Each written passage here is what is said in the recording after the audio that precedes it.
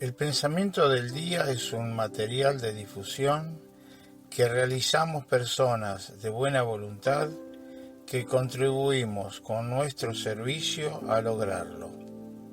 No realizamos ninguna interpretación personal a los escritos de Chiara Lubich, solo lo difundimos lo más fiel posible.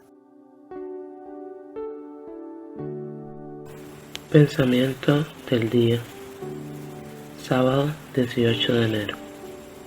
Alabar a Dios con los hermanos y hermanas. Alaben al Señor todas las naciones, y alábenlo todos los pueblos.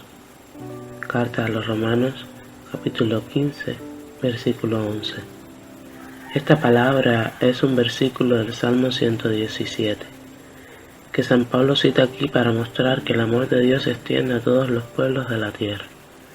Es una invitación dirigida a las comunidades cristianas a alabar a Dios. Esas comunidades están llamadas a alabarlo en primer lugar a través de la concordia, de la unidad y de la paz, aceptándose unos a otros y pasando por encima de las relativas diversidades de mentalidad, tradición y costumbres particulares de cada persona o grupo. ¿Cómo vivirla?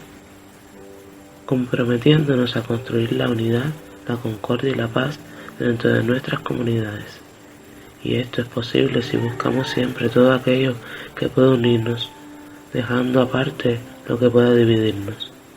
Además, nos invita a ampliar este espíritu de comprensión, de concordia, hacia todas las personas con las que podemos establecer contactos, como por ejemplo, los numerosos inmigrados que hay entre nosotros. Descubrimos que tenemos en común con ellos muchos puntos y muchos valores. Como cristianos, tenemos que ser los primeros en dar testimonio de este espíritu de comprensión y de acogida. ¿Acaso no es este el distintivo y la consigna que nos dejó Jesucristo? Chiara Lubich, fragmentos del comentario a la palabra de vida de enero de 1991.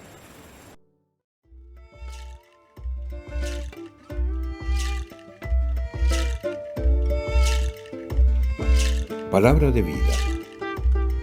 Enero de 2025. ¿Crees esto? Evangelio de San Juan, capítulo 11, versículo 26.